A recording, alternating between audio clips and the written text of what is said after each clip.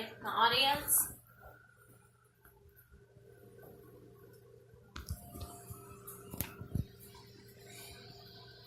Today we are going to talk about a serious crime that has been overlooked by people throughout the world. Animal cruelty is a senseless crime that is now considered a felony in all 50 states. Too many people are feeling comfortable of posting videos and pictures on Facebook of their abusing animals. I've seen this one guy hanging a pit bull by a rope, beating a dog with a board.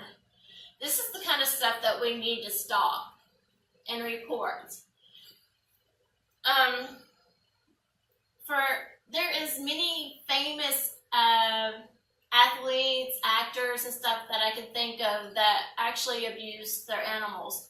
Take Michael Vick for an example. He had a company of 50 pit bulls he would fight and abuse and even killed them after he got done if they lost. These are the kind of things that we have to look out for. Okay, so there's a couple of things that I need to point out. I need you to know what type of people that are abusers that would most likely abuse an animal, what kind of signs to look out for whenever an animal is abused, and where to report the abuse.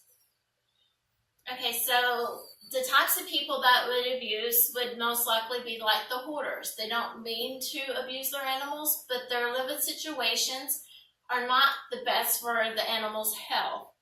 And then you have them where they don't make sure they're fed, watered, or even bathed. So they don't tend to, but they do end up neglecting, and it's just a different kind of abuse to the animals. Then you have the types that are abusive to their loved ones, spouse, children, elderly. If they're tending to abuse family and loved ones, then the most likely the animals that's in that household is going to be most likely abused.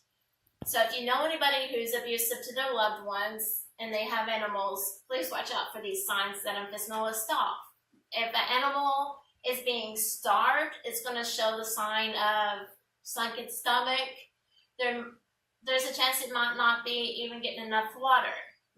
If you're in somebody's house that has an animal, always check and make sure they got food and water. And the next part is if they look like they haven't had a bath in a long time, if they have open sores or old sores, broken bones that can't be explained of why they would have a broken bone, they're most likely abused. If you find an animal that is chained up or caged, that's considered abuse and neglect too. I do recall this one time, I can't remember exactly what city or town, but there was a dog that was in a flooding home that was outside and that was neglected while the family was gone, and he was chained up. He couldn't go nowhere but on top of his house.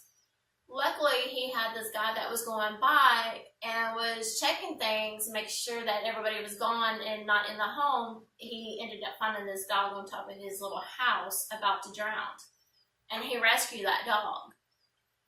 So lastly, but we need to know where to report the abuse. Okay, so there's that, depending on where you live, some towns don't have one or the other, so here's a couple for you to end up calling. ASPC, which is the American Society for Protection of Cruelty to Animals. They have been in business of protecting, rescuing, and providing the homes for these animals that's been abused for over 150 years. Then you have the SPCA, Society for Prevention of Cruelty to Animals, and you have 911 if you don't have either one of those. Always call 911 at least. That way that they can go up there and make sure the dog's not abused and not killed. And so my work and my speech is cited from sites called ALDF.org, ASPCA.org, humanesociety.org, and petsforpatriots.org. Then nytimes.com. Thank you.